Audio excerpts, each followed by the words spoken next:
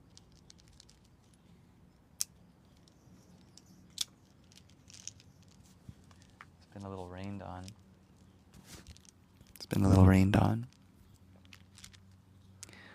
Will this show up on your screen? It may be backwards, and it may need to be focused in on.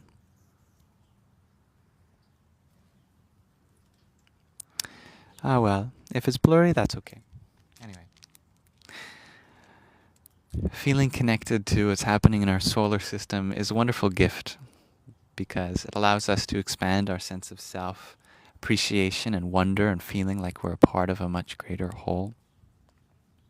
So I programmed a watch. It's an open source watch. Anyone can buy it and program it themselves. It's called the Bangle JS2.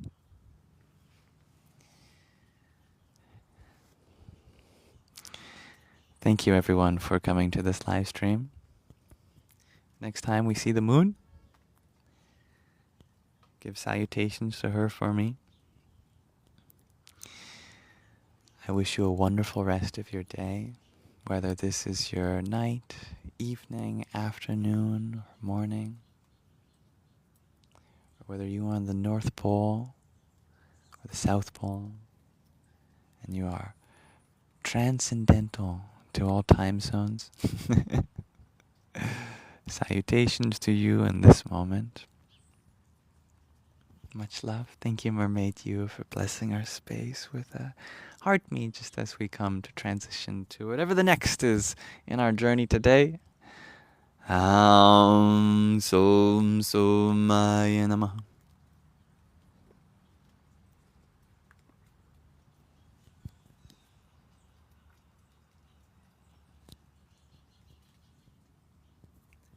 Om Asato Ma Satgamaya Tamaso Ma Jyotirgamaya Mrityor Ma Mritangamaya. Om Shanti Shanti Shanti. Om.